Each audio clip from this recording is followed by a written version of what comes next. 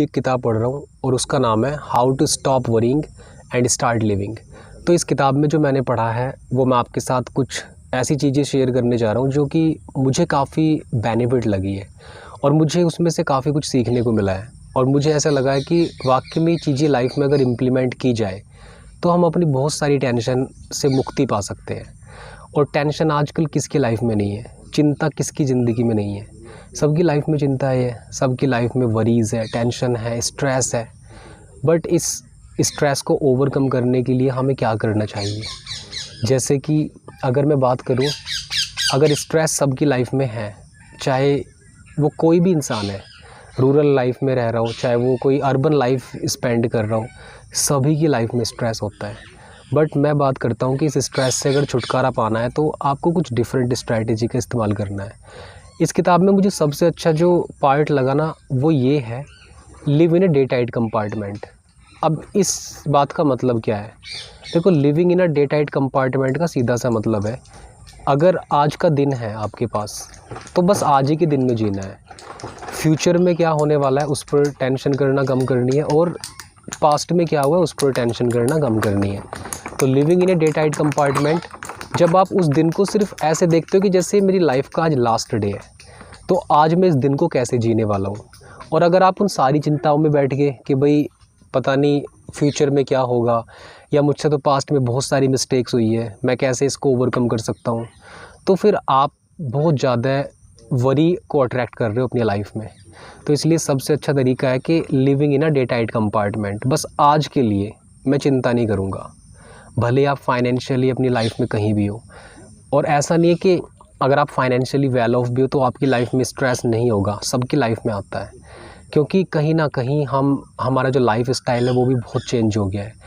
Mobile phone का आना, internet पर सोशल मीडिया, ये जितना भी कुछ चल रहा है, अगर हम अपने बारे में नहीं सोच रहे तो कहीं ना कहीं तुरंत किसी दूसरे के बारे में ख्याल चला जाता है, और वो भी अगर हम कोई रील स्क्रॉल कर रहे हैं। तो इसलिए अगर हम लाइफ को जितना सिंपल तरीके से जीने की कोशिश करेंगे उतना ही हम स्ट्रेस को कम कर पाएंगे। और स्ट्रेस हर एक इंसान की लाइफ में है, बट उसको कॉप अप करने का तरीका हमारा थोड़ा सा डिफरेंट है। अब ये तरीका अगर आपको समझ में आ जाए कि भाई मैं इन चीज़ों को कैसे अपने लाइफ में इम्प्लीमेंट कर सकता हूँ, तो आप इस स्ट्रेस से ओवरकम हो सकते हो। और लाइफ में जो सिंपलिस्टिक थिंग्स होती है ना, जो सबसे सिंपल चीज़ें होती है, वही बड़ी पावरफुल चीज़ें होती है। अब अगर हम सोच रहे हैं कि मैं कुछ ऐसी स्ट्रैटेजी ढूंढ के लाऊं जो आज तक किसी ने पढ़ी ना हो, पर वो आपको पता है ऑलरेडी, जो आपको लाइफ में खुश कर सकता है, एक प्रोडक्टिव इंसान बना सकता है, वो हमें पता होता है। क्योंकि हमारी कॉन्शियसनेस में कहीं ना कहीं ये चीज़ें तो होती है कि यार अगर मैं किसी काम को कर रहा हूँ ना तो वो मेरे लिए फ़ायदेमंद है या फिर वो मुझे नुकसान दे रहा है।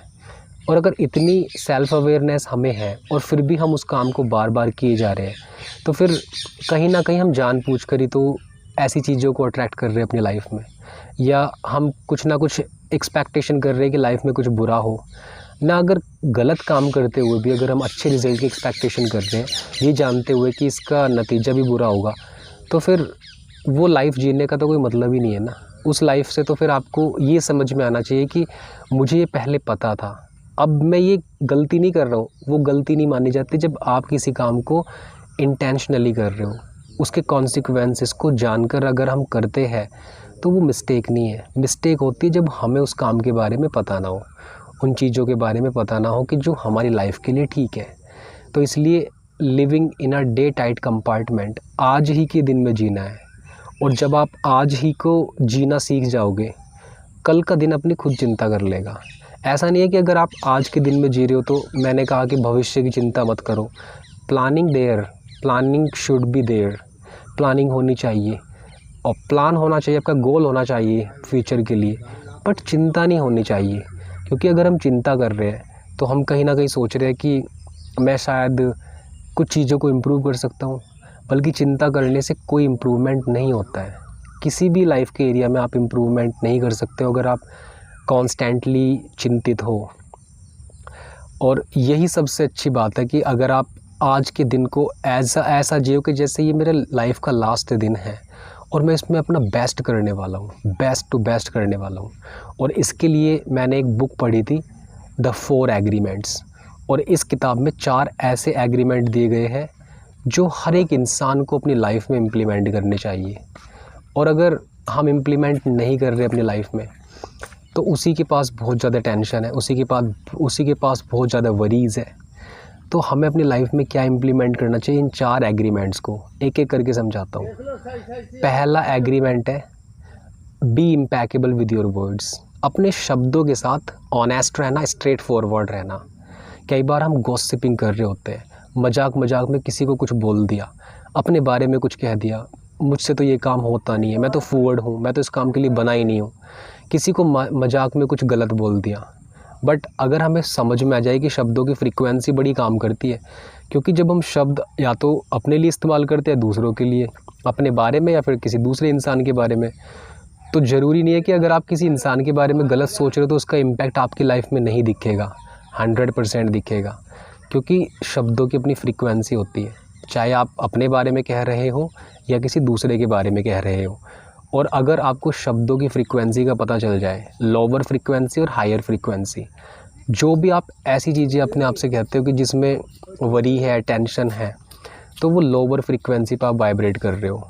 और हाई फ्रीक्वेंसी के वर्ड्स थोड़ा सा डिफरेंट होते हैं। अगर आप किसी को अप्रिशिएट कर रहे हो, लाइफ के लिए ग्रेटफुल हो, ग्रैटिट्यूड फील कर रहे हो, तो ये हाई फ्रीक्वेंसी के स्टेटमेंट्स हैं। इसलिए आपको समझना चाहिए कि लाइफ में आपको कैसे वर्ड्स इस्तेमाल करने हैं। अब दूसरा एग्रीमेंट होता है डोंट टेक एनीथिंग पर्सनली। पहला है be impeccable with your words और दूसरा है डोंट टेक एनीथिंग पर्सनली। किसी भी चीज़ को लाइफ में पर्सनली नहीं लेना है। और उसका मैं रीज़न बताता हूँ क्यों। अगर मान लिया किसी इंसान ने आपसे कह दिया कि तुम तो बड़े मूर्ख हो यार, तुम्हें तो ये पता ही नहीं है, या तुम तो बड़े फूहड़ हो, तू तो बहुत स्टूपिड है, ऐसी चीज़ें अगर आपसे कोई कह रहा है, या तू तो बहुत लालची है, कुछ भी कह रहा है वो आपसे, तो वो अपनी लाइफ में अपनी ही इमोशंस, अपनी फीलिंग से डील कर रहा है। इसका मतलब ये नहीं कि सच में आप वैसे ही हो। अगर आप उसके साथ एग्री कर जाते हो, अगर आपने उसके वर्ड्स पर एग्रीमेंट कर लिया कि हाँ यार ये जो कह रहा है ना वो सही है, शायद हो सकता है मैं फूहड़ हूँ, हो सकता है कि मैं स्टूपिड हूँ, तब आप उस पॉइज़न को अपने अंदर अलाउ करते हो। एक बार महात्मा गौतम बुद्ध अपने ध्यान मुद्रा में बैठे हुए थे, ध्यान में थे, और एक इंसान उनके पास भाग कर आया और वो आकर उनको अनाप शनाप बातें कहने लगा, अनर्गल बातें करने लगा कि तुम तो बड़े ज्योतिषी हो, और तुम तो बड़े ढोंगी ज्योतिषी हो, फालतूगिरी करते रहते हो, लोगों को बहका रहे हो, ये कर रहे हो, वो कर रहे हो, इन सब चीज़ों से क्या फ़ायदा है। महात्मा बुद्ध ने उसे बिल्कुल कोई आंसर नहीं दिया। और रीज़न पता है क्यों? क्योंकि उनको लगता था कि ये इंसान, और वो वाकई में सच भी था, कि ये इंसान तो ठीक है लेकिन इसकी कॉन्शियसनेस में कुछ गड़बड़ है। तो उसकी कॉन्शियसनेस में कुछ प्रॉब्लम थी, उसकी कॉन्शियसनेस ठीक नहीं थी। और जितना भी वो गुस्सा लेकर के अपने अंदर आया था, फ्रस्ट्रेशन लेकर आया था, वो अपनी ही दुनिया से रिलेट कर पा रहा था। अपनी लाइफ में शायद वो दुखी था, इसलिए वो गौतम बुद्ध को ऐसी बातें बोल रहा था। और फिर वो पूछता है कि मैं तुम्हें इतनी बातें कही जा रहा हूँ और तुम्हें कोई फ़र्क ही नहीं पड़ रहा है।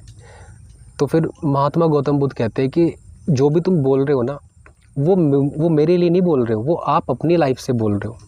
जो भी तुम बोल रहे हो, तुम अपनी ही लाइफ से प्रभावित होकर के बोल रहे हो, और वो तुम्हारे ही जीवन में कुछ ऐसी गड़बड़ चल रही जहाँ से चीज़ें निकल रही है। तो मैं इस पर रिएक्ट क्यों करूँ? क्योंकि वो तुम अपने जीवन में डील कर रहे हो, अपनी ही इमोशंस, अपनी ही फीलिंग्स से। और अगर तुम्हारी लाइफ में गड़बड़ चल रही है तो तुम्हारे चेहरे पर भी गड़बड़ दिखेगी, तुम्हारी ज़ुबान पर भी गड़बड़ दिखेगी। और अगर मैं रिएक्ट करूँगा तो फिर मैं अलाउ कर रहा हूँ कि तुम्हारा वो पॉइज़न मैं खुद भी ले रहा हूँ। तो इसलिए लाइफ में लोग अगर आपको आकर के आपके बारे में कुछ गलत सलत बोल रहे हैं तो वो उनकी समस्या है, वो तुम्हारी समस्या थोड़ी है। क्योंकि उनको उनकी लाइफ में कुछ गड़बड़ चल रही है, उनको शायद बिलीव नहीं है, कहीं ना कहीं वो ऐसी कॉन्शियसनेस में घिरे हुए जहाँ पर वरी है, टेंशन है, जहाँ पर बहुत सारी ऐसी चीज़ें कि जो वो डील नहीं कर पा रहे हैं। इसलिए अगर कोई इंसान आपके बारे में कैसे भी ओपिनियन बना रहा है, don't take it personally, never, don't take anything personally. ये दूसरा एग्रीमेंट बनाने के बाद आप अपनी कॉन्शियसनेस में बहुत अच्छा फील करोगे। अब हम बात करते हैं तीसरे एग्रीमेंट की। और तीसरा एग्रीमेंट क्या कह रहा है, और वो कहता है कि डोंट मेक अजम्पशन। ये जो हमारा माइंड है ना, ये हमारी पूरी मेंटल मूवी यहाँ पर क्रिएट होती है। जितनी भी सारी फ़ोटोज़, इमेजेस, क्लिप्स, वीडियोस चलती है वो यहाँ पर चल रही है। और कई बार हम अपने दिमाग में, कई बार नहीं बहुत बार हम अपने दिमाग में गलत मूवीज़ चला रहे हैं। जैसे कि अगर कोई भी अजम्पशन हम बना रहे हैं कि यार वो इंसान तो ऐसे कह रहा होगा, वो इंसान तो वैसे कह रहा होगा, या उसकी लाइफ में तो ये चल रहा होगा, वो मेरे बारे में ये सोच रहे होंगे, वो कह रहे होंगे, ये सब हम फालतू के अजम्पशन बना रहे हैं। और इन एग्रीमेंट्स के, अगर हम इन एग्रीमेंट्स को नहीं करते अपनी लाइफ से, तो हमारी लाइफ में अननेसेसरी बहुत सारा ड्रामा चल रहा है, बहुत सारा ड्रामा जो कि हमें पता भी नहीं है। और अगर हम इन एग्रीमेंट को कर रहे हैं, 3 एग्रीमेंट, अगर अभी आपने 3 ही एग्रीमेंट कर लिए, be impeccable with your words, जो भी आप खुद से कह रहे हो, दूसरों से कह रहे हो, अच्छा कह रहे हो, बस इतना ध्यान रखना है। डोंट टेक एनीथिंग पर्सनली, कोई फ़र्क नहीं पड़ता कोई मेरे बारे में कैसी ओपिनियन बना रहा है, बंद करो, ये फालतूगिरी है। डोंट मेक अजम्पशन, फालतू की चीज़ों को इमेजिन मत करो। माइंड की टेंडेंसी थोड़ी ऐसी होती है कि ये आपको फालतू की चीज़ें आपके दिमाग में चलाने लगेगा। आप मतलब फालतू की चीज़ें तुम्हें बताएगा कि ऐसा हो रहा होगा, वैसा हो रहा होगा, ये नहीं हो सकता, वो नहीं हो सकता। बट इस पर ट्रस्ट मत करना, क्योंकि बहुत बार ये आपसे झूठ बोल रहा होता है, फालतूगिरी दिखा रहा होता है।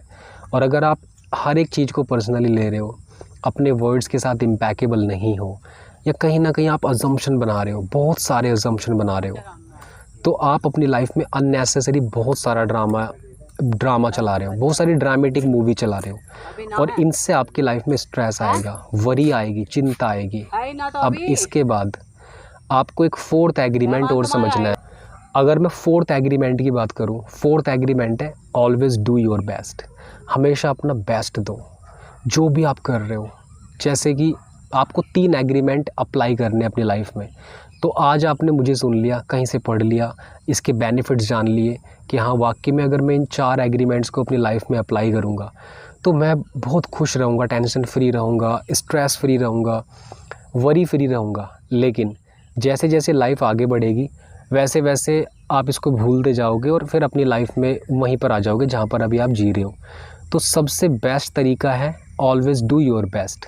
जब भी आपको लगे कि आप अभी स्लाइड कर, मतलब कि अभी आपकी गाड़ी पटरी पर नहीं है, आप इन नियम को भूलते जा रहे हो या फिर अप्लाई नहीं कर रहे हो, उस दिन एक नया दिन काउंट करो कि मुझे आज से फिर से शुरू करना है। और हर बार होगा ये आपके साथ, लेकिन जब आप इसको कंसिस्टेंटली करते रहोगे तो आपकी लाइफ में ये एक इम्प्लीमेंटेशन इनका हो जाएगा, आपकी हैबिट में आ जाएंगे। 4 स्टेटमेंट है। पहला स्टेटमेंट है be impeccable with your words. दूसरा है don't take anything personally, don't make assumption and always do your best. 4 statement ध्यान रखना, आप लाइफ में बहुत कुछ बेटर कर सकते हो।